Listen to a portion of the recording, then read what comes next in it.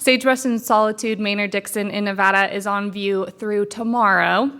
Thank you to our many generous sponsors for making this exhibition a reality.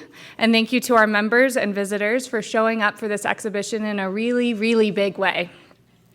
As you are already aware, Dr. Sublette's talk will be pre-recorded this evening.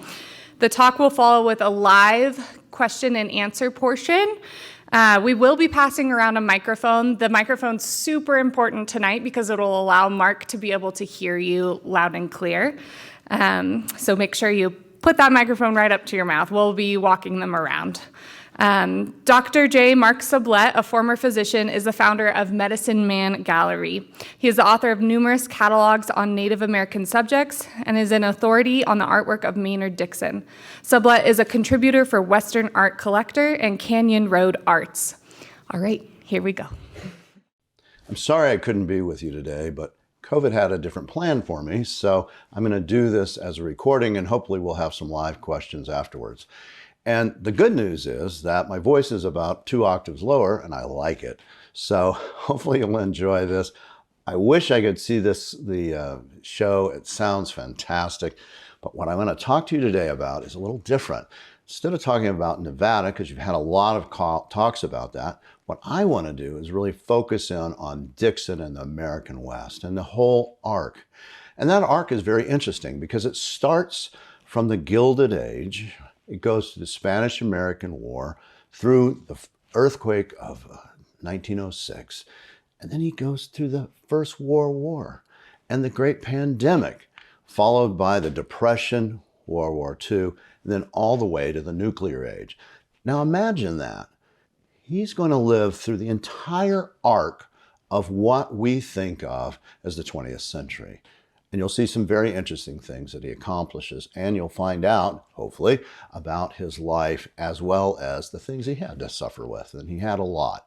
So when you think about Dixon, he is born before the Battle of Little Bighorn, which is on June 25th of 1876, where the entire 7th Cavalry is going to be wiped out by Lakota Sioux, Northern Cheyenne, and Arapaho. And the buffalo are completely still alive and running. So he's really in the Old West at this point. He's in the Gilded Age, right? So Mark Twain, which he did this drawing of, Twain is the man who wrote the book with Charles Dudley Warner on the Gilded Age. And that's the point. And they did that in 1873. So this is where Dixon begins his life. We don't have electricity, right? We really have not set up power plants. Thomas Edison's going to set up the first power plant, and that's going to be down in the southern part of Manhattan in the Pearl District. And there's going to be 400 lights and 90 customers. This is critically important for young Dixon, who's starting his career right about this time. He's already starting to think about being an artist, and he's drawing from things from life as well as things from magazines. He starts this at about age 8. Now, if you look at what he would have seen at that time, he would have seen this, the surrender of Geronimo. And that was September 4th at Skeleton Canyon, and that was bought to General Miles. And Dixon would have been very aware of these kind of things because he was already interested in Indians and cowboys in the West, like a lot of kids were. But Dixon, again, is frail, has bad asthma, and he really can't get out and do other things. So he uses that creative juice that he has, not only for doing drawings, but for writing. Now, the next thing that Dixon would have seen, and he definitely would have been very aware of this, was December 29th of 1890. And this is what it really looked like. This was Wounded Knee. We had over 250 of the Lakota Sioux, which were of spotted elk's tribe, also known as Bigfoot, were shot down by the 7th Cavalry. And they're going to get 19 medals of honor for that battle. Now, the realities are that, but the realities of what the West sees is this. Frederick Remington's drawing, Harper Weekly. This is done on Dixon's birthday, January 24th of 1891. That's when he puts this out, and Dixon's very aware of this. And how do we know that? Well, Dixon's going to write to Frederick Remington. Now, you can imagine that this 16-year-old boy is going to contact the most important illustrator of the day, Frederick Remington. and he's going to send him his drawings. And this is one of his drawings that he sends, which is his first portrait from life. And if you look at that, you can see down in the bottom right a little signature, and that is a hallmark that Dixon is trying to figure out who he is, right? Young artists always do this. They're trying to figure out what their signature is. For Dixon, this is one of the earliest signatures we'll see. The other thing on this, if you look, you'll see some writing up above, which I'm going to talk about. So he writes to Remington, and Remington says to Dixon, he goes, "You're better at your age than I was. Draw, draw, draw. It's better if you can get some education. I didn't, but it's better if you can. You may not make a big life as an artist, but you might be happy. And always go from nature, draw from nature." And Dixon's going to take it very seriously to heart for his entire life. Now, if you look at that signature up above, that says, "This is a good study." That's in Frederick Remington's hand. And Dixon hangs on to this. He will follow Remington's thought of what it is to be an artist for a very long time.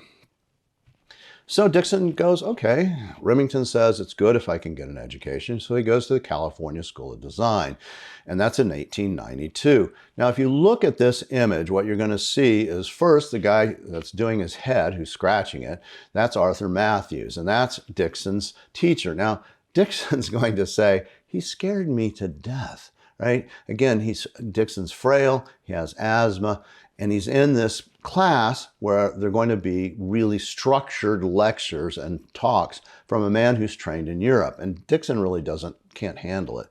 And in this drawing, if you look to the far left, you'll see that there is a little guy in a hat. That's Jimmy Swinnerton. And both Swinnerton and Arthur Matthews are going to be in the Bohemian Club, as is Dixon. And Dixon's there from 1902 to 1930. Now, there's a few things to point out here. One, if you look at the drawing itself, Dixon shows himself as like this spider guy, right, with these big legs, and but look at his left hand. He's a southpaw. So when he draws, it's 10-4, right? So this is a very good way to know if it's a real Dixon, if it's done by a left-handed person, because if it's a right-handed person, it's going to be the other way. Now, occasionally you'll see things like that on Dixon's the other way if he turned the paper, but if you want to know a fake, if it's a right-handed drawing, it's not probably a Dixon. So Dixon doesn't stay in the school but 3 months, and he leaves. And he's 18 by the time he goes, 1893. And what happens? Well, he immediately gets a job at Overland Monthly to do an illustration. And the world actually is kind of exploding. And as you can see from this, it says panic. Well, there was a huge panic because you had a Great Depression that was happening. You had 500 banks go insolvent. You have 15,000 businesses that go kapunk. And you have a quarter of the entire railroad going into receivership. So it's a very dark time for America. In fact, they're going to blame this on Cleveland, Grover Cleveland, and it's going to lead to McKinley getting the presidency. But what else is going on at this time? The White City, right? So you have the Chicago Fair, World's Fair. It was in Paris before with the Eiffel Tower. But in this case, we have in 1893, the first electricity, right? Edison brings it, lights it up. He also brings the electric chair, which has just been used. There's a lot of firsts. Well, you have the first of the zipper, the first time that you have Wrigley's gum or Pabst Blue Ribbon or Cracker Jacks. All those are first. The other thing that's interesting is the first of the Ferris wheel, right? So that's George Ferris who develops this and brings this. It's going to make, the gross is going to be $725,000, right? That's an enormous amount of money, and it's very successful. This image that you see was actually taken at the 1904 World's Fair in St. Louis, and Geronimo is actually going to ride on that Ferris wheel. Now, the other person that's very interesting is this man, and this is going to be somebody that Dixon knows and talks to. He's really going to become the most famous person in the world. He sets up next to the World's Fair. Now, the fair says, sure, we'd love to have you. We'll take a little fee. We're not going to be open on Sunday. And he says, forget it. I can do it myself. And he does. He's going to make over $1 million, again, in a depression, if you can imagine that. Why this is important to Dixon is he's going to know this guy, right? He actually meets him in New York. This is a drawing that he does of Buffalo Bill. And Buffalo Bill's interesting. Buffalo Bill Cody, his first child, who was named after Kit Carson, who was going to die at age 7 from scarlet fever. But he also knew Custer. He was a scout for Custer, and his best friend from childhood was Wild Bill Hickok. So Dixon would have been able to talk to him about that, and Sitting Bull, who had been part of the fair. All those people, Dixon would have actually got firsthand account of what it was like in the Old West. And this is important for Dixon because he doesn't like the stuff that's not real. He wants to know what the real American West is. It's important to him. In 1895, Dixon's going to do his very first cover from Overland Monthly. Also going to be the first time he meets a very important man in his life, Charles Fletcher Loomis. I'm going to talk to you about him. But in this time frame where he's doing this cover, now it's only been 4 years since he talked to Remington and sent him his pictures at 16. Now at 20, they're calling him the next Frederick Remington. Now you can imagine that would be very positive in how you see and what you think you're going to do in life. And he meets Charles Loomis. That's what we talk about. First of all, though, I want to say this is a poem that he did. And it's important because Dixon writes poetry his whole life. He starts about this time. And again, if you look at the signature, it's a unique, kind of different signature. He's still trying to figure it out. He hasn't got it quite yet, but he does include the Thunderbird emblem. And that's going to be used till about 1930. So he meets this guy, Charles Fletcher Loomis. He does this drawing in 1897. Loomis is unique. He's a very unique human being. He knows and went to school with Teddy Roosevelt at Harvard, and they're going to be friends and acquaintances for a good portion of their lives. In 1884, the LA Times called him and said, we'd like you to write some things for us. He's a paper writer. He's a journalist in Cincinnati, and he says, well, I'll do it better. I'm going to walk from Cincinnati to LA, and I'll give you weekly reports. And he does. He's going to walk 3,705 miles over 143 days. He leaves in September. And by the time he gets there, he's going to interview Frank James of the James Gang. He's going to break his arm. He's going to walk through huge snowstorms in New Mexico. And he's going to end up spending time in Isleta at the Pueblo in New Mexico. And by the time he actually arrives in Los Angeles, they make him the editor. So he gets immediate fame. And he likes this. Loomis enjoys this. And he's going to have lots of famous friends. And Dixon's going to be an important component to not only his friend role, but also to Dixon, because Dixon has the problem of a father figure not being in his life. And we'll talk about that. This is what Dixon does, right? He sends this image to him, Loomis, with his hat, right? He starts wearing Loomis's Stetson, his Texas Stetson, and he calls him Pop. He refers to himself as kid, sometimes even father. And so one of the things that's going to happen in 1898 for Dixon, and why it's so important for Loomis to be a part of him, is in 1898, during the Spanish-American War, Dixon's father is going to die in a mental institution, right? And this really affects Dixon. His father is an interesting guy. He's an old Southern person who was in the Civil War, and I'm sure he had PTSD. And he moves to Fresno in 1868 and starts a law practice. Well, he dies young, and so what happens is Loomis fits in that place. And you'll see this back and forth relationship through Dixon in his writings. In the turn of the century, right around March, you have a pandemic. Most people don't even know about this. It was the bubonic plague that came to San Francisco. It had come in through Hawaii, and about March, they started having cases. This is a very serious disease. I mean, this was the Black Plague, right? So it's something that Dixon, I'm sure, was very well aware of because it's in the newspapers. He's writing for the newspapers. He's working for Hearst in 1899. So he skedaddles and goes to see Loomis down in LA, and he's going to sit under this tree at El Sol, that's Loomis's house, and this sycamore tree is very important in the relationship for Dixon. So he talks to Loomis and says, listen, I want to go east to see the West. And Loomis agrees. He says, I think that's very important for you to do. Under this tree, Dixon is going to get married. So on May the 5th of 1905, he'll marry Lillian West Toby. Lucille and Edward Breen will also get married underneath that tree in 1921. Loomis, when he dies on November 28th, 1928, is going to be laid underneath that. He's going to be wrapped in his finest Navajo blanket, covered with roses, red roses, and Dixon, along with Douglas Fairbanks and Borg and Breen, are all going to be pallbearers. So important guy for Dixon, no doubt.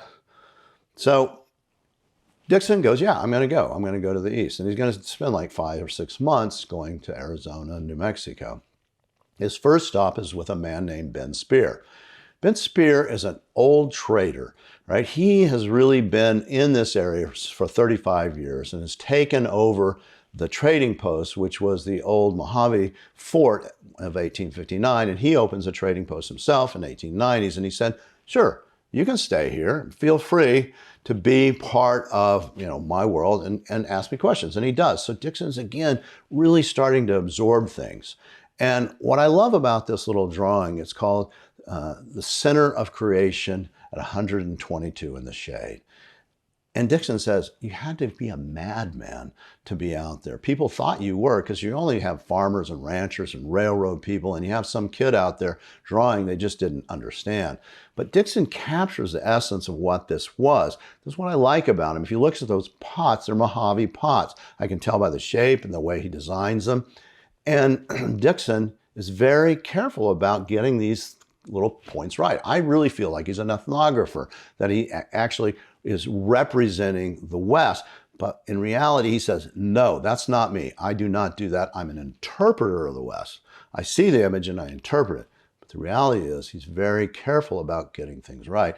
And the Center of Creation on 122 in the Shade shows that. He also goes to see cowboys that are, taking a break, reading their mail. And he goes to Indian Territory of Arizona Territory, AT. If you look at it, you can see where it says AT. Again, I put this in just to show that beautiful left to right hand 10 to 4 that he does in his drawing. You can see this is classic Dixon. He makes it all the way to Isleta. He actually is going to get to Santa Fe.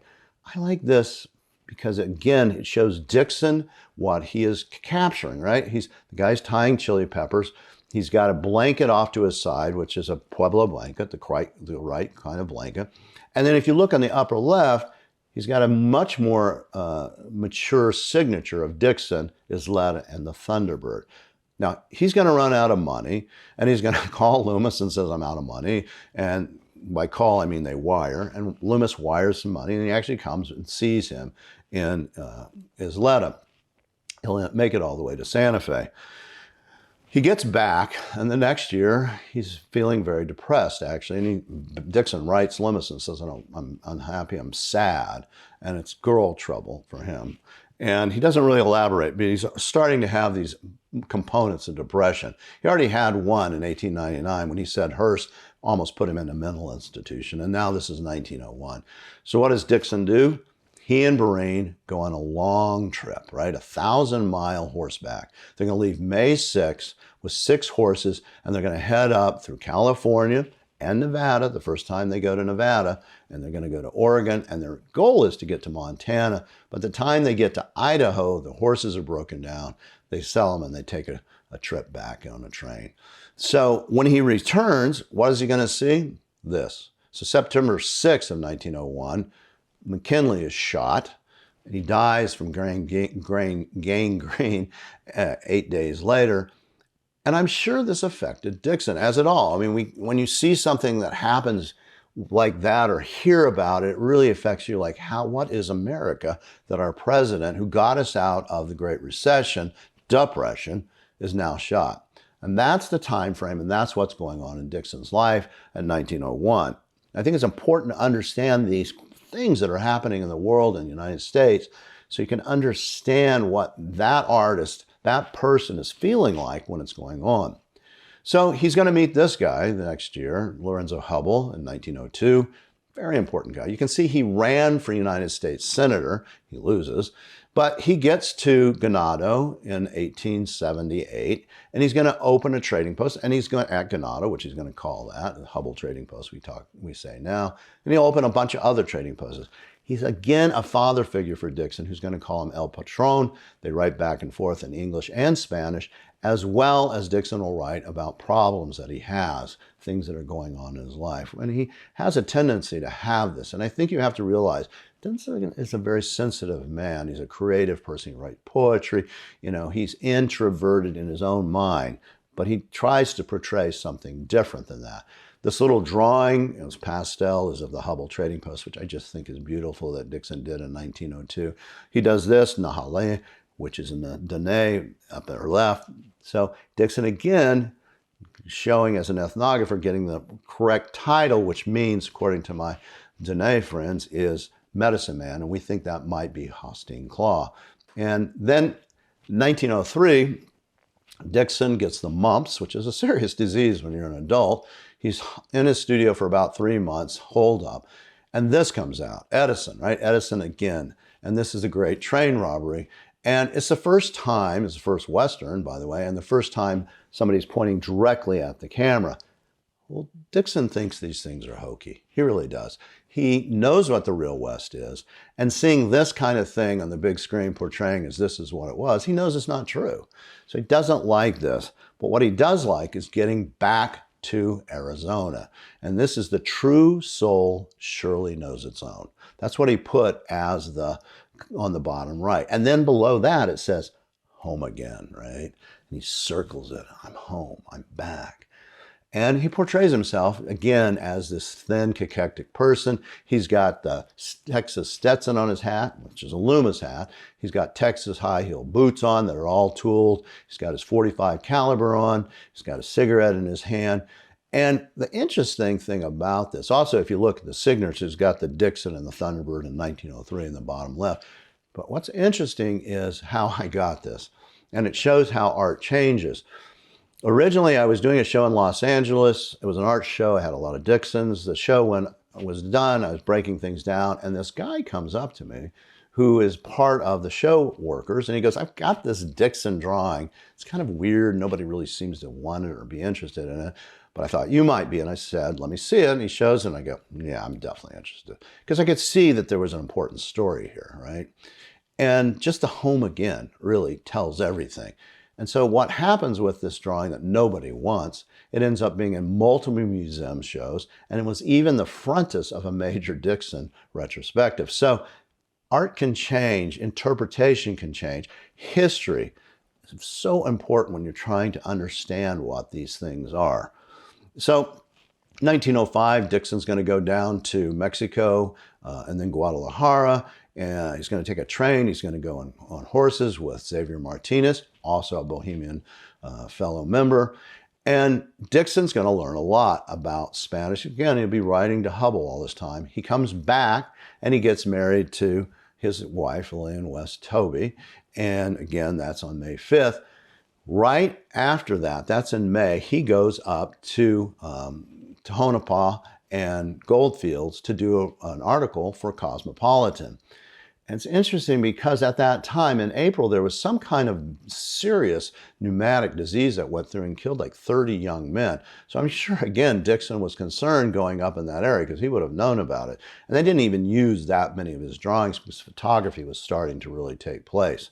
So this is probably the most important inflection point, I think, in Dixon's life. Now, most people don't realize this, how important this date was.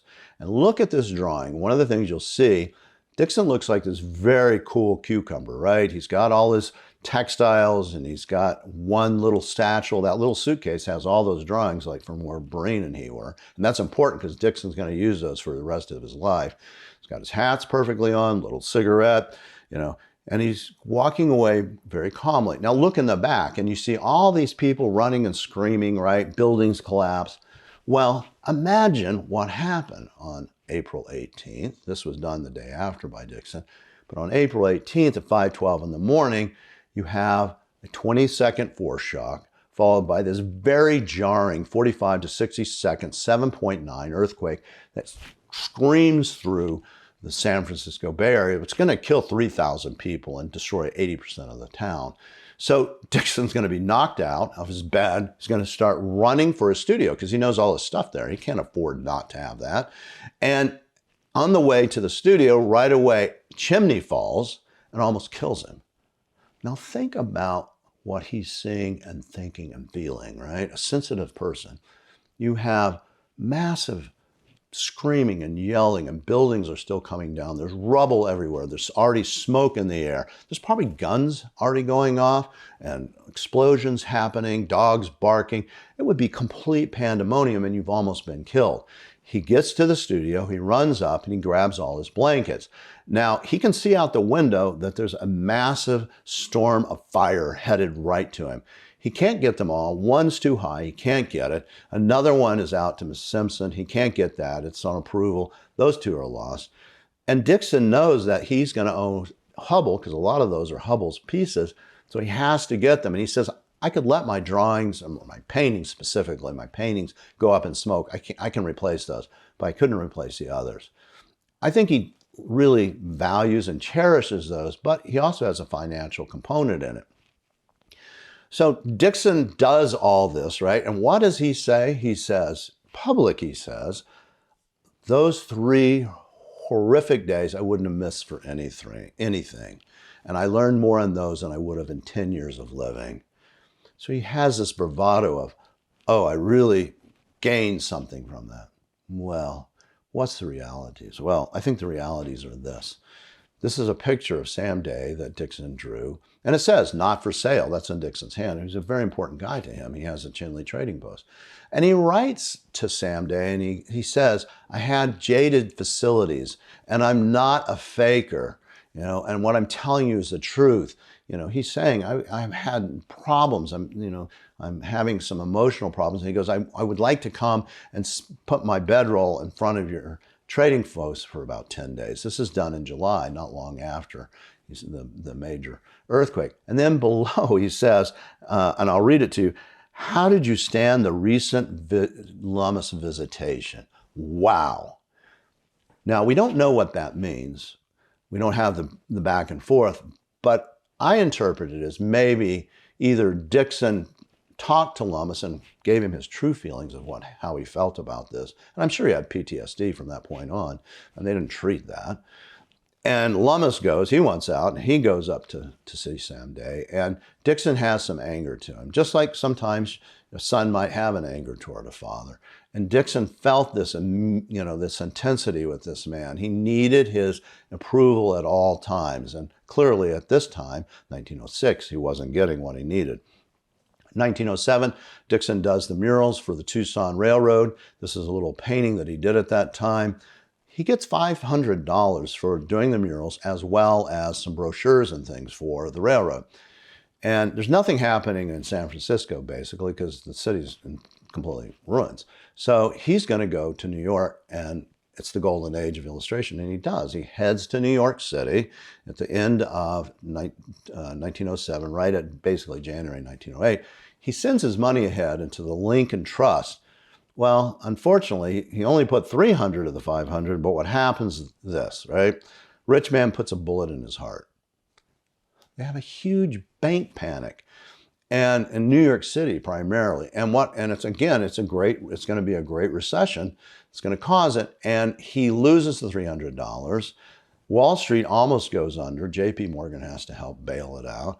The city of New York almost goes insolvent. So I think from that point on, Dixon's going to have this great dislike and concern with institutions, especially banks. He shows up to New York, and this is basically what it would look like. This is called the Cliff Dwellers. This was done by George Bellows in 1913, and it's in the permanent collection of LACMA. And Dixon would have seen this because Loomis would have talked about this painting because he got paid a lot of money, and Dixon would have seen this. He also knew George Bellows anyway because they had the same building that they worked at with Robert Henry as well, 1947 Broadway. So they knew each other. And the reason this is important, because in New York in 1907, over 1 million immigrants come to the city that come through Ellis Island. and the most ever. And that would have been the atmosphere that Dixon shows up in, this very hot, environment of lots of people and noise. And I don't think it was really great for him. He needs to have his solitude, like Nevada. So he does this kind of stuff, right? He's doing illustrations for Pearson's, Cosmopolitan, all those. He's super successful. 1909, he's going to see this, September 29th. Orville Wright is going to go 2 times around the Statue of Liberty. Now, it made all the newspapers, and Dixon, of course, was very aware of newspapers, as well as he probably could have even seen this, right?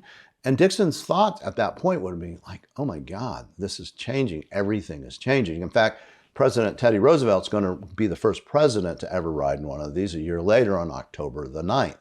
So actually October the 11th. And when you think about that, Dixon's going, the West's changing. And Arizona on February the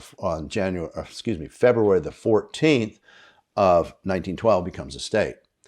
And Dixon leaves New York 1 month later. I think he thought, I've got to get out of here. And he writes to Loomis and says, I'm tired of lying about the West. I'm not going to do it anymore.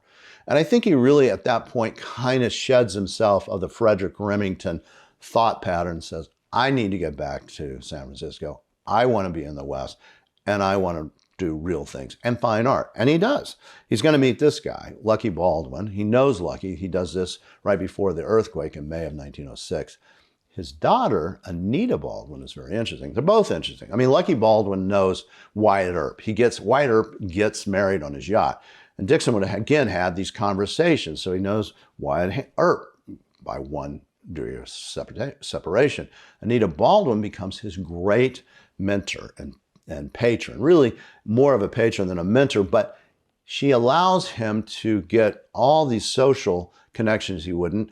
And what he does is he does these murals for her in 1912. In fact, Dixon says from 1912, I am an artist, right? It was so important to him, these murals. These murals are featured in the San Francisco Chronicle. They're featured in the LA Times, big write-ups by the art directors and the art critics, and it's all positive. So Dixon now has a very important person who is going to help support him over time. She was going to pay him $8,000. She pays him $10,000. You can imagine how much money and how he must have felt at that time, like, I've made it. And he felt like he made it. He also does all the furniture. He does all the wallpaper. Don Haggerty and I go out in the late 1990s to see a Nokia before they destroy it. And I'm glad I did. I got a sense of what Dixon was doing and how he was working and the kind of things that he added to this whole project. The pool tables, which are those, are in our little Maynard Dixon Museum in Tucson. So in 1915, he starts a log, and he's going to keep this log for the next, well, he starts at 1915, and he keeps it until his death in 1946, 767 entries. Most of these are about 1620s and up, so, and not really commissions, but it's a lot of the majority of what he does, because he really understands, I've got to keep a log of who I am. I'm an important artist, and he is an important artist. In fact, he's going to be at the Pan Pacific show. This is a little billet that he did, and that's Dixon's drawing on that. And he's going to see some very interesting things there, right? He's going to enter 2 paintings. He's going to get a bronze medal for one of them. Edison's going to be there. He's going to get a medal as well.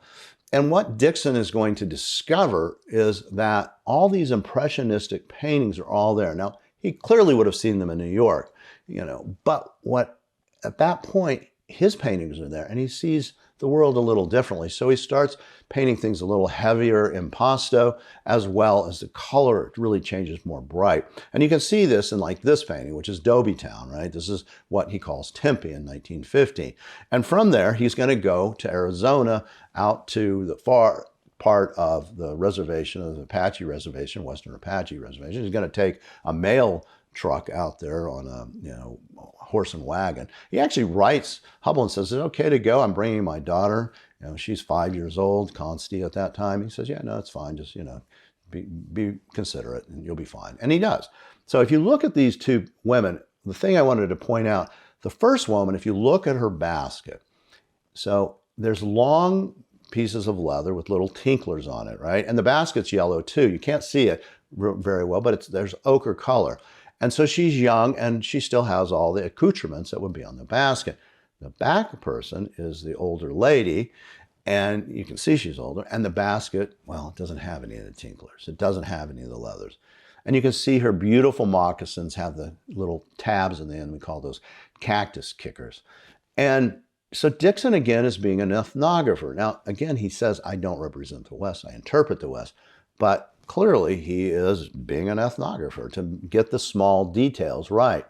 1917, it's a great year and a horrible year for him at the same time. He gets divorced from Lillian, and she's a severe alcoholic.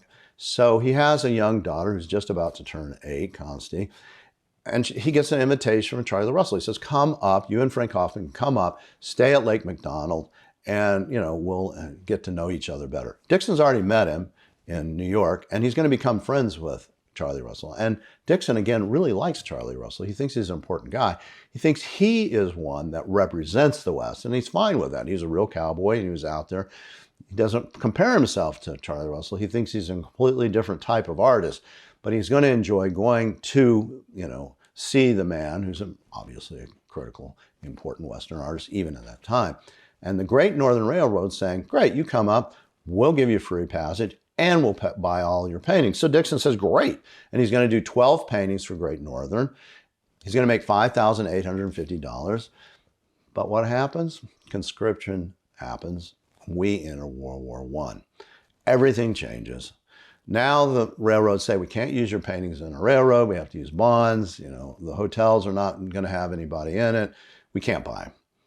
Send them up next June and we'll see what we can do. And that's what he does. He sends them up and he sells like 5 of these over the time frame. We know at least 5 of these where they exist. We don't know where the other ones are. We don't know exactly what happened to them. And so Dixon comes home from this trip, right? He paints this piece for Joe Coppa for his restaurant. It's a beautiful piece called Lone Bull. But he's really depressed.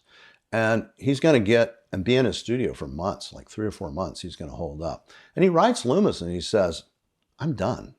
I can't be an artist anymore. There's nothing left in me. And Loomis writes back, he goes, you're young, you're fine. Thomas Hill did it for much longer. You'll be fine. You just have to focus and do what you do. And also think about this in 1918. The pandemic flu is raging throughout the world. It's going to kill 50 million people, right? A huge amount of the world's population. And Dixon has bad lungs and he smokes. So I'm sure this is grinding on his mind. He has a divorce. He has a young child. His biggest $5,800 is evaporated, and he's distraught. But he pushes on, thank goodness, because we wouldn't have Pony Boy, Earth Knower, Men of Red Earth, none of these Shapes of Fear if he had stopped at that point. But he did continue, and he goes to where he likes to go for solitude, Nevada, right? So this is 1919. Now, if you read this, I found this quote in 1919 that Dixon wrote about Lummis, which I find fascinating. He says, I went to Lummis as a wounded man, and he rewarded me with coldness and indifference. I just walked out. Now, imagine, he probably went down to see him in Los Angeles, right, at El Asal, his home, and wanted to talk and wanted to be reassured that he's okay. And Loomis was busy or something was going on in his own life because he had a very amazing but crazy life of the things that he did, including starting the Southwest Art Museum in 1907. So Dixon's having a problem with Loomis in 1919. And again, he goes to see solitude. He seeks it out in Nevada, as he often does. He's luckily going to have met this person right at the end of 1919, Dorothea Lange, who's a very interesting and unique person. She's from Hoboken, New Jersey. She comes out to first to LA and then to San Francisco. She too has problems. She has abandonment issues, big time. Her father walks out on her when they're like 12. And she also has polio, which she got at 7. And it affected her right leg. She had a deformity to it. And I'm sure that Dixon and Lange can relate to each other. I mean, Dixon has this severe problem of asthma. He was sickly most of his life, very cachectic, and he definitely has some abandonment issues with his father. So I think they bond over that, and it's very important they do. And they're going to get married in March 1920, the same year that they get the first right to vote for women. Natives don't get it till 1924. And Prohibition starts in 1920, which is going to go to 1933. Again, seeing the time frame of what happens is so important. I love this photograph of Dixon because it just kind of shows who he was, right? This is a beautiful photograph that Dorothea Lange took in 1925. Again, he's got his Stetson on. He probably had his cane with the little silver top on it, which is in your exhibit. 1922, he's going to head up to Kayenta. The Hollywood Bowl is getting ready to open. He goes to Kayenta, which is the most remote city in America. And why? Because he gets an invitation with Weatherall, John Weatherall, who owns a trading post up in that area. And he also starts to paint all these beautiful clouds. And this is a great example of one of those early cloud paintings. He's really starting to focus in on that period. The next year, he's going to go to Hopi, which is a great trip for him, and produces some of his most amazing paintings. And if you look at this one, Loma Hinma, he was a priest, a blind priest, who's going to help Dixon, and we'll talk a little bit about that. But how he gets there is Anita Baldwin contacts him and says, I want to do an American Indian opera, and I want to go to First Mesa and Hopi, and I want you to take me. I know you know all about it. So he and Dorothea Lange go to Los Angeles. They get on her private train with bulletproof windows, which will never come up. She sits in there with a little Derringer, little pearl-handled Derringer, and they're going to go out to Hopi land. When they get there, they're going to set up 10 pagoda tents, these huge, tents that are going to have all these canned goods, including caviar. She's going to have her valets. She's going to have bodyguards, all these individuals. She tells Dorothea, you can be the cook. And so Dorothea does that, but she also takes great photos. And so for the next month, Dorothea and Anita Baldwin and Dixon are going to get to see Hopi land and spend time at seeing the different dances, meet Nampeo, buy Nampeo pots, the great potter. And Dixon basically kind of wanders off right off the bat, and they go back in a month. He stays for another 5 months, again, staying with this man, Loma Hinma, who is, his brother's Namoki, who's also a priest. And it's interesting because they say that in the literature, Dixon had rheumatism, whatever that is. Don't know what that really means because I really don't know if he had rheumatism. But Namoki really works, and Loma Hinma especially, tried to heal Dixon with herbs and different things. And Dixon changes in his sensibility after this time. He becomes much more spiritual, I feel. And he's, a different person after he's going to leave Hopi. He does things like this, paints and draws things of the moment, women cutting meat. Again, he's really being an ethnographer. This is not going to sell, really. It's more for him. Carvers, Kachina carvers. He finishes there, and what does he do? His first book comes out on poetry and 7 drawings by Grabhorn Press. There's only 250 copies, each one with its own original cover. He has a child's book that he puts out at the same time. 1924, he's back in San Francisco, and there's a little, at the Sacramento State Library, he fills out a card. And it's interesting, again, very telling of Dixon. And in it, he says that I do interpretations of the West, right? That's my paintings. They're interpretation. I'm very clear about this. And at the end, he says, the painting titles are superfluous, right? This is who I am, and this is what I do. And then if you look at the card itself, he has different things. He says painter, yes. He says sculptor, no. He says illustration, formerly, not true. He's still doing illustrations, right? And he will be doing them until 1942, the last one he does for the Oregon Trail. Teacher, no, not true. He teaches as well. And then he goes through all these lists, right? He goes, where did you study? Nowhere. No, not true. California School of Design, he did. He might not have been there very long, but he did. And who did you train with? Nobody. No, he did. Arthur Matthews, he trained with him. And what clubs do you belong to? None. Well, that's not true either. He belongs to the Salamagundi Club, he belongs to the Bohemian Club, and he belongs to a lot of other clubs. Dixon didn't, I think, want people to think he was a joiner or a part of clubs, but he really was.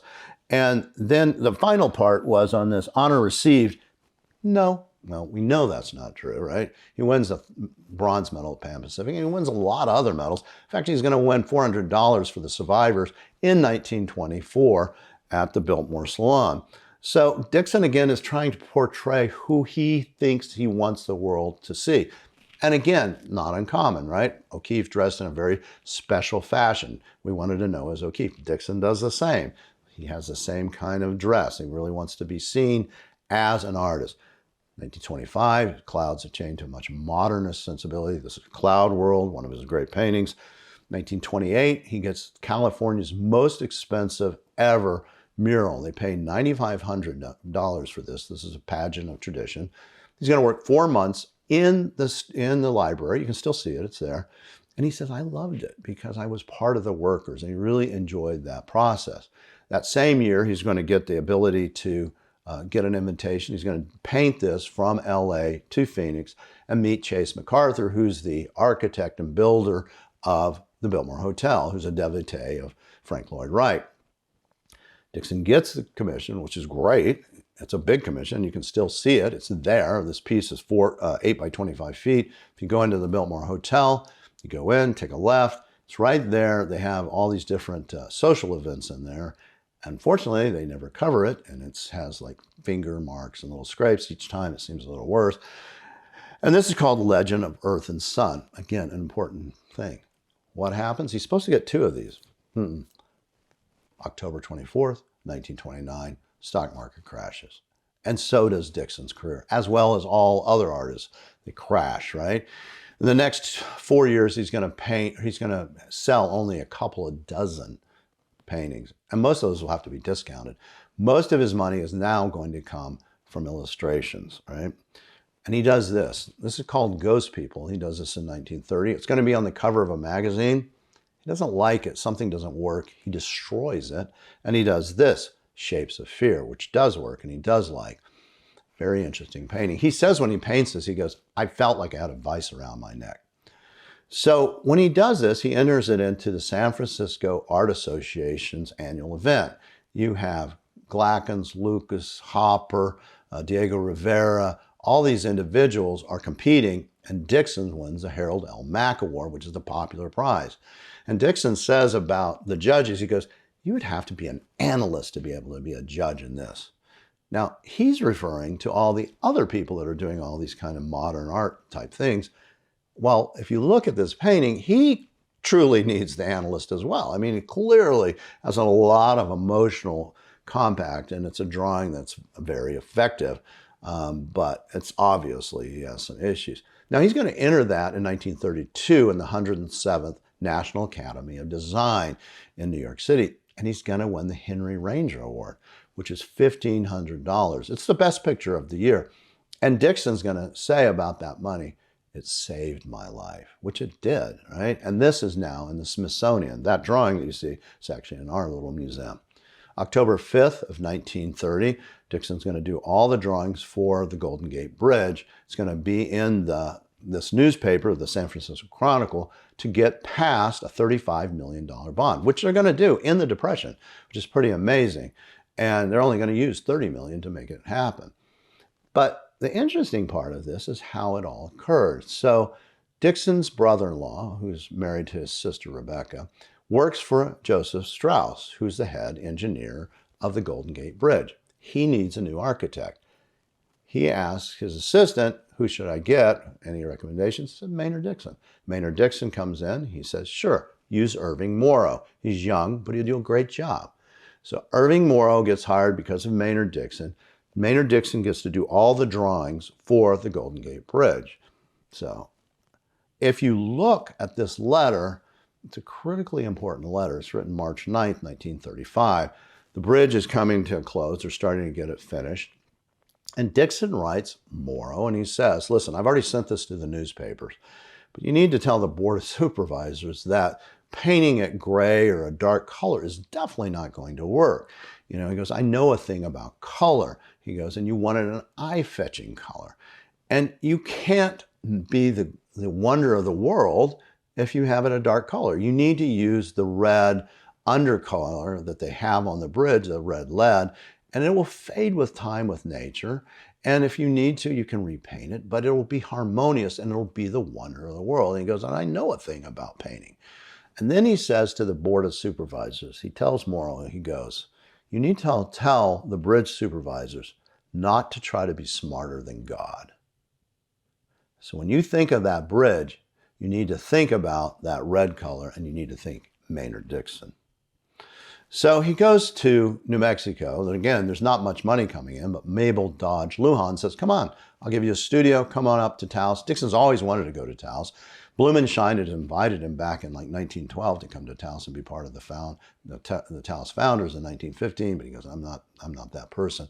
So he finally gets the opportunity and he goes there. He leaves and gets there on July the 10th. He's going to stay till January the 15th of 1932, so 7 months. He's got all his children. He's got Dan, John, and Concy there.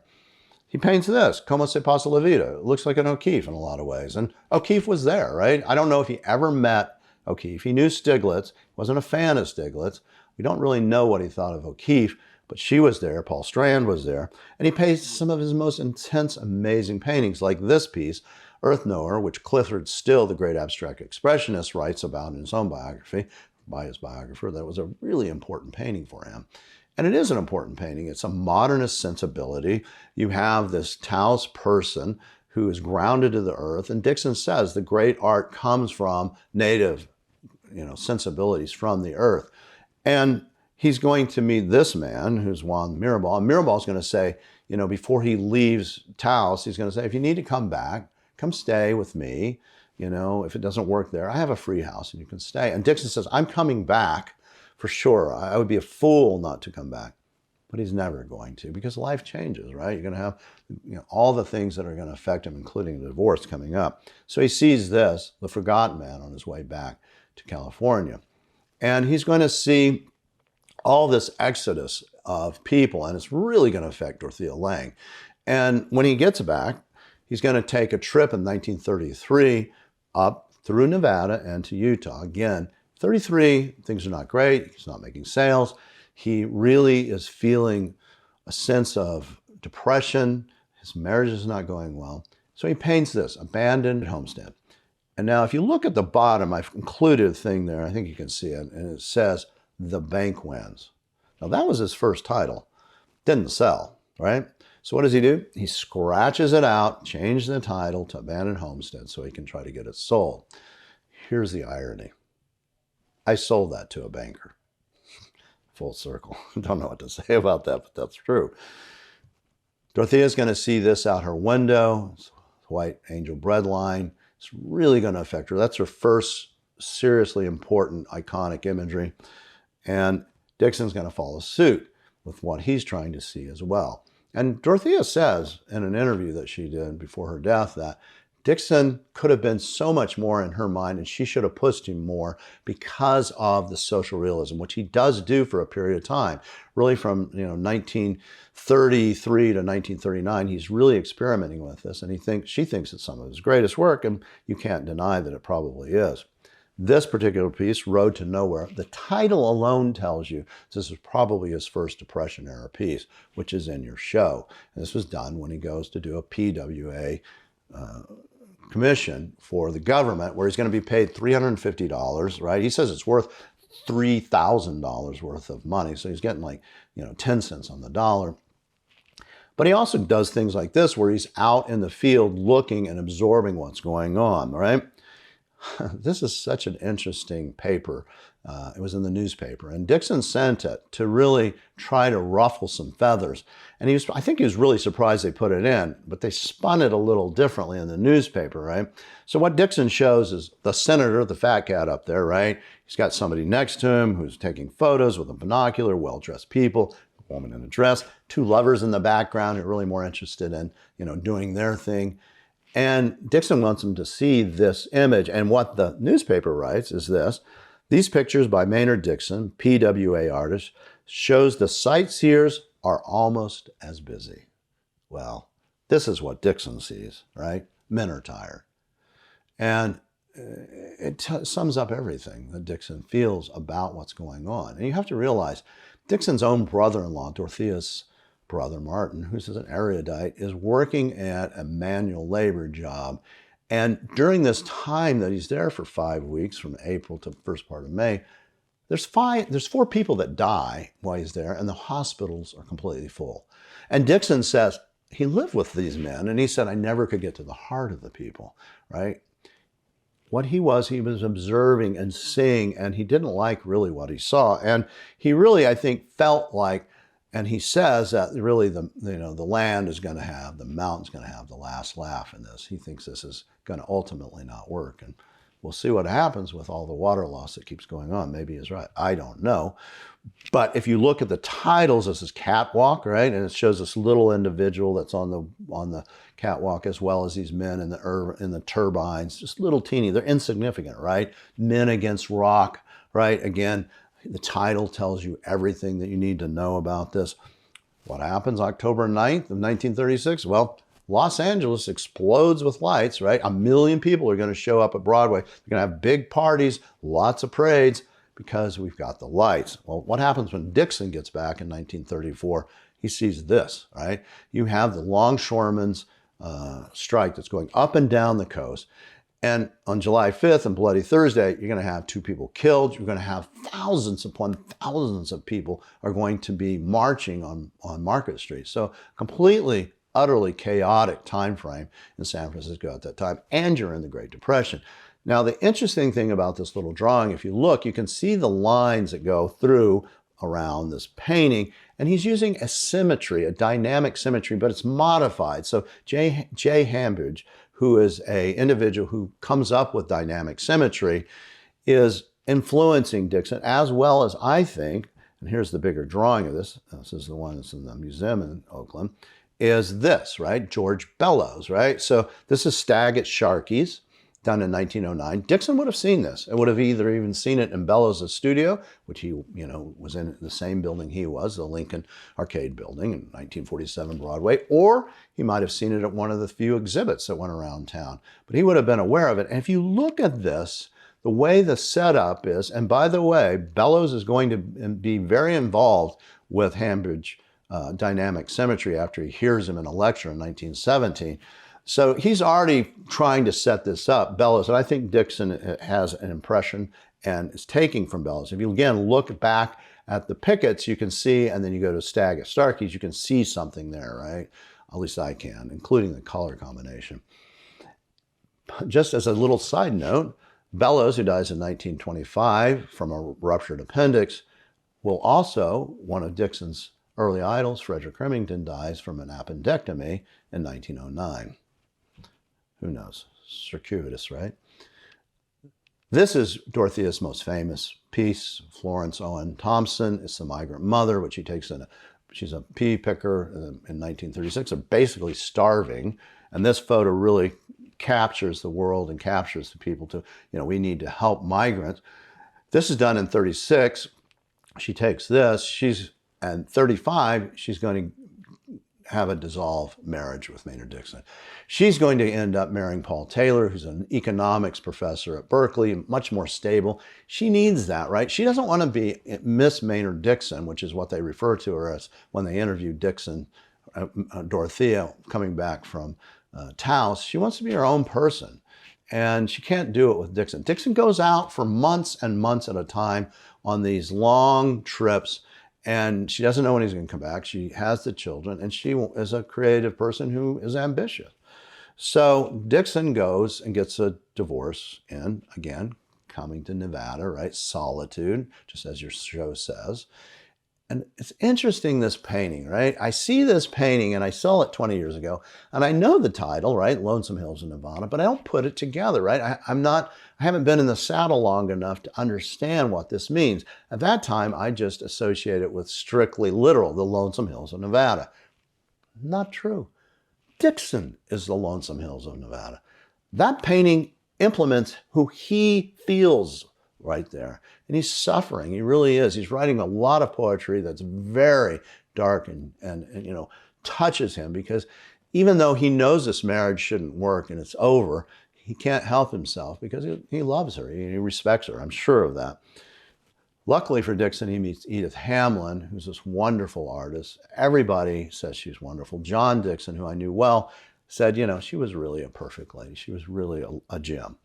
And they get married in Carson City in September, I believe, is when they got married.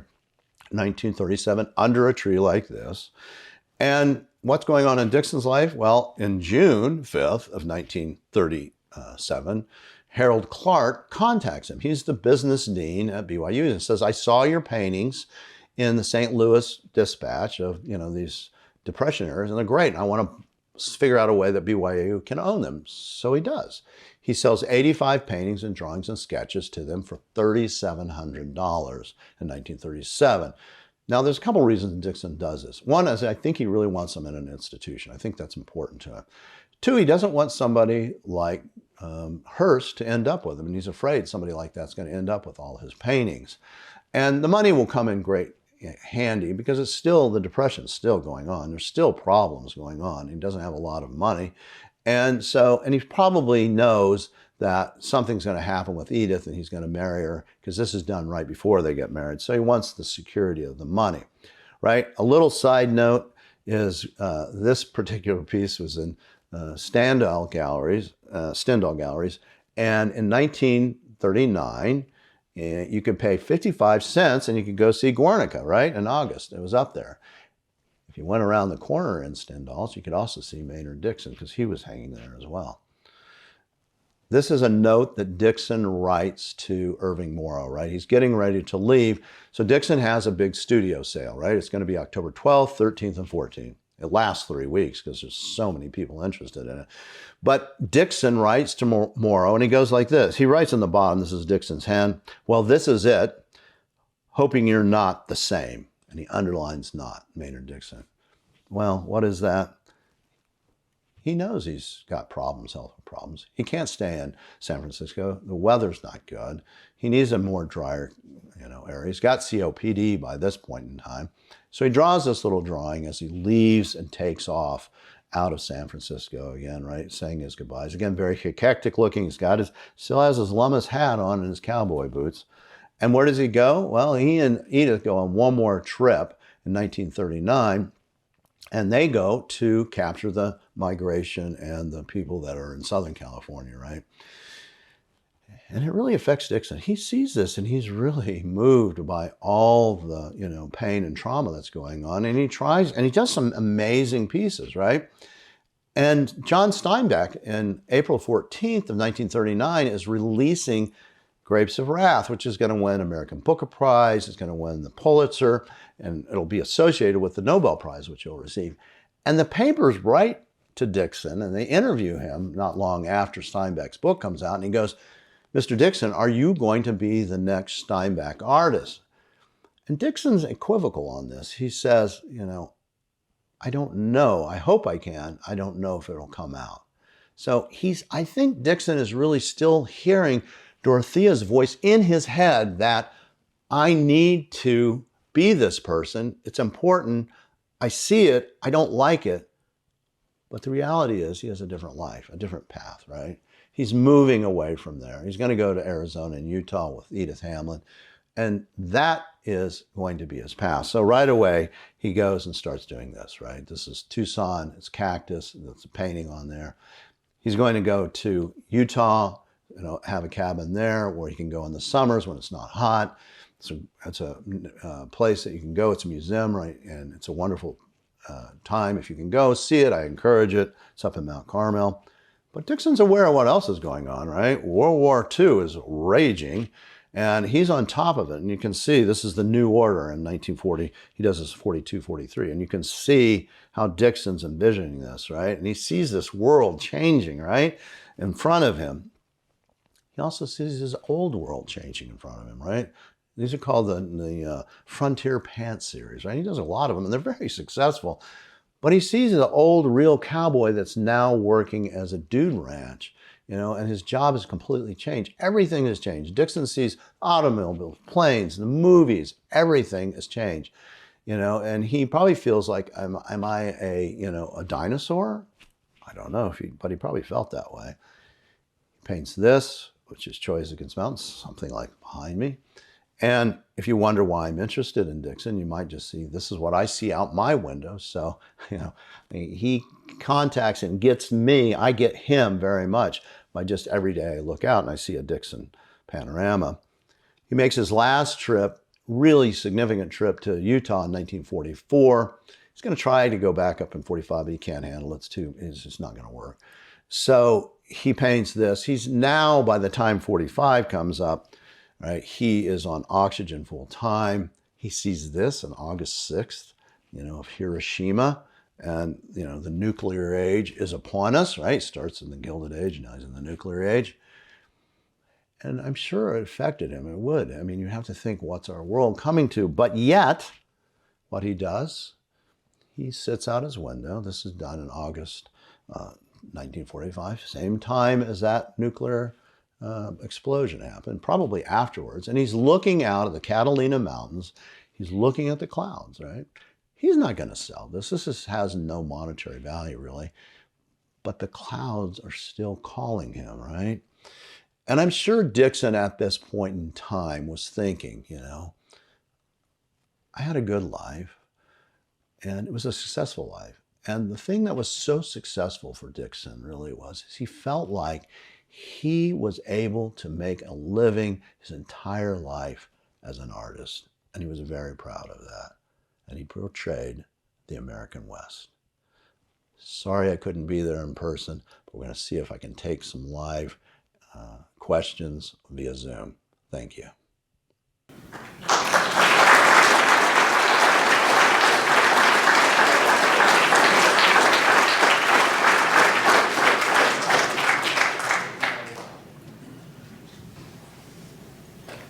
All right, we're going to go ahead and take some questions.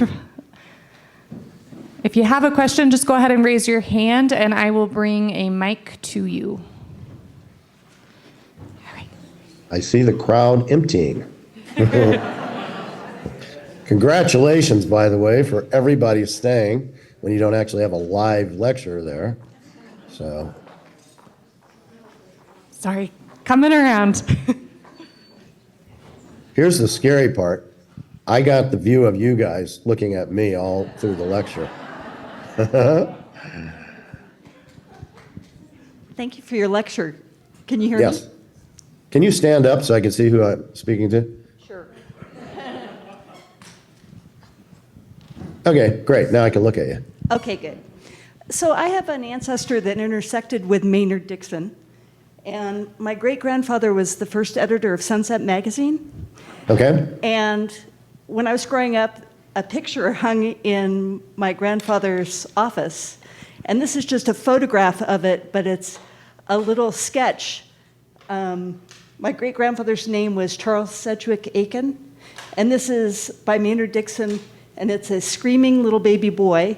And it says, Aiken, Aiken. Yeah, Dixon did have a good sense of humor. What year was that done? My grandfather was born in 1906. Yeah. And Yeah, and I think Dixon started working for Sunset in 1902 and last finished about 1930. yeah. Oh, and by the way, my voice normally does not sound like this. This is what day 3 of COVID does to you. wow. My grandfather wrote Sunset, or spoke with Sunset, and asked them to recognize his dad. And my grandfather got a whole bunch of bound editions of the early Sunsets. This Nice. is the 1906 volume, and it's got several photos in it of Maynard's covers, including a 1906 earthquake edition, which I'll try to Yep. show you. Yeah, he did 2 of those. Have you seen that? Yeah, I have them both. Yeah, he did one in ruins, and then I think in about 2 months later or so, he did one showing the city now coming back from, the brink of disaster. And again, Dixon's going to leave in 1907 because there's no work, basically. I mean, he's trying to get whatever work he can. Sunset Magazine's actually doing their work out of Los Angeles, which you may know at that point. So, but yes, he was very much tied to Sunset Magazine, which is an important form of revenue for him, quite frankly. And can you tell us anything about his work with the Bohemian Club or his interaction with them? Yeah, well, he joins in 1902, and he's gonna quit paying his dues in 1903. Lucien LeBoyd, which was a painter, he puts a painting in that's too modern, and the club doesn't like it, so they get rid of it. They say, no, you can't enter that, and that really irritated Dixon. So he thought it was quote unquote capricious that they would do that. So he quits, paying his dues, and so he's just stricken off the rolls from that. But he has this very long relationship, and he has people like Martinez is one of his the people in it, as well as Matthews, as I told you, and also Swinnerton. So there's a lot of individuals. I'm sure it was a very active place for Dixon to be able to get commissions, right? So, in fact, I know it was. He literally, during this time of the Bohemian, he used the club as a place for people to send letters and things when he was in different places. He would say, "Write to the Bohemian Club, I can go get it." I think he does his first imagery for the club in 1902 of Bret Hart. He also does his first show in 1915 at the Bohemian Club, and then does cover for one of the magazines that they do in 1918. So he's very active in it. And it was good for him, no doubt, but, they finally parted ways, but not after 28 years. Any other questions? Thank you. Hi, Mark. My name is Ray. Is this on? Can you hear me? I can now. Hi, Mark. My name is Ray Peg. I came by your Tucson gallery in November, and I was absolutely astounded by the Dixon collection that you have there. When you came out of a back room, I asked you if you were the owner, and you shook my hand, and I told you I was a fan of Dixon, and I was just very, very impressed, and thank you. I don't know if you remember telling me that if you like this collection, you should go to Reno. And I took you up on it. I've been to every single talk, even though it's 350 miles for me to drive each way every time. Wow. So, and I've also started following Dixon's paths, where he signed at the bottom of the page. He signed the ancient sea levels. I found that. I've painted that. I'm readdressing 100 years later, just giving tribute to Dixon. I found the Virginia City. I've been to the Alder Creek Ranch. I've painted there. Anyway, I just want to say thank you. It's a great honor. Well, thank you, because that's a long drive to come to. I really appreciate that, especially when you come and you don't even get to see me other than Zoom. So, it's interesting. Dixon definitely has affected so many artists like yourself. And, they're following in his footsteps in some ways. You literally are following in his footsteps, but others have taken, those images, those concepts, and made them their own. If you look behind me in this shot, you see a bunch of Ed Mells that are in my collection. Ed is one of those individuals that really, love Dixon. And I'll share one little thing with you.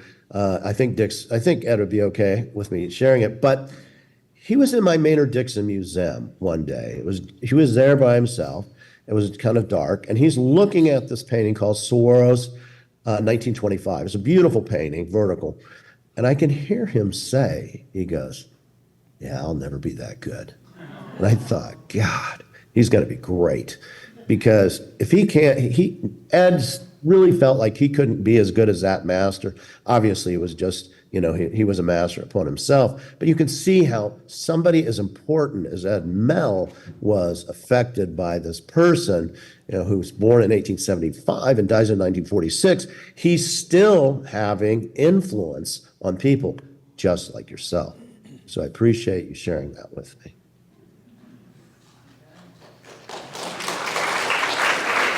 Thank you, everybody, for coming. I have a question. Yep, okay. Is this talk going to be available to see online again, to view it again? I feel like you guys should get some kind of award for sitting through a lecture, that doesn't have, me in front of it. It's hard stay focused for 64 minutes, and you guys did it. You should like be the only ones to get it. But the reality is, yes, I am going to put this up. We'll put this up on our YouTube channel, and I'm actually going to put it up in my podcast. I do a podcast every week for the last 7 years. And we interview a lot of the people that are interested in Dixon or have relationships on Dixon, including 2 hours with Ed Mell. So you might really enjoy that. So it will go up on my YouTube and Art Dealer Diary podcast at some point in the very near future, so people can review it. I made that. I woke up on Thursday and I go, oh my God, I'm feeling ill. I checked for COVID. I had it. I said, oh God. I called Ann. Ann was like, oh, well, we're having fun with Dixon, because Haggerty had a problem as well. And I did that lecture, about maybe 2 hours after I got the COVID test, because I wanted to make sure there was something there for you guys to watch. And hopefully it was, was adequate for, what it was. Anyway, I will put that up for you guys. Thank you. Very kind of you. Very kind.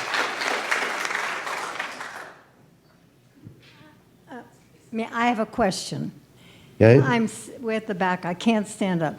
That's okay. About 20 years ago, I was in Southern California at a dinner party before an opening of a gallery show, and I sat across from John Dixon and next to Daniel Dixon. Nice. And John Dixon said something to me that night. He said, did you know that my dad, in his last few years, did some painting, I think it was more or less experimental painting on Maynard Dixon's part, under an assumed name. Had you ever heard that story before? So it's not, yeah, it's the real thing. It's called Dvorak, and I did a show with John's work, and we did a catalog on it. So there's actually a catalog of all the pieces. You can go to the Medicine Man Gallery website and get her to call, whatever. Very interesting, yeah. He came up with the surtitle of Dvorak, which he thought was, John thought it was probably his father was saying this is some kind of a Russian, interpretation of Impressionistic art. Very interesting, very emotionally packed. And he did it from about 1917 to 1934. That's the time frame. And they're mostly watercolors and gouache, but there are some oils. And again, there's a catalog of almost all the pieces that we did for the gallery in a show which opened 2008, right about the time Lehman Brothers was going out of business. I remember it well. We are actually going to cut things off, but I wanted to thank you so much, Dr. Sublette, for joining us virtually. Oh, sorry.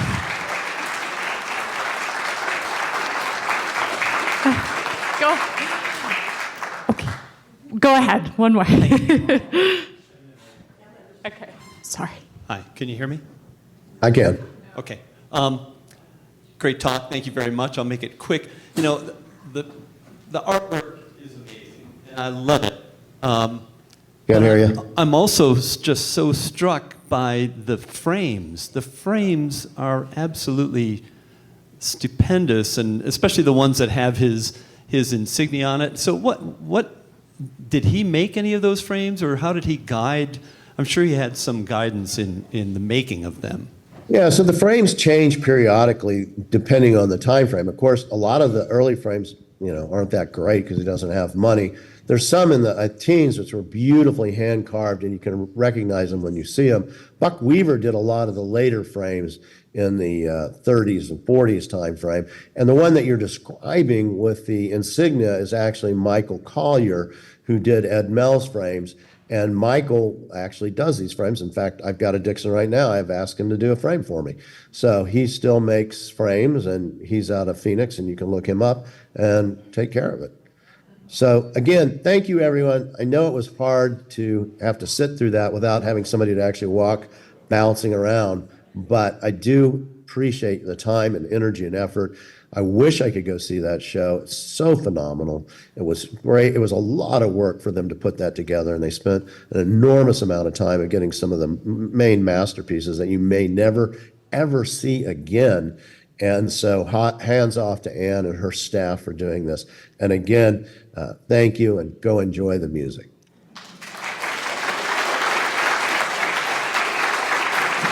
I just want to add our final thanks to Mark and all of the lenders who are here tonight. It's Ann Wolf, Mark, great talk, and thanks to all of you for making this such a special exhibition. So.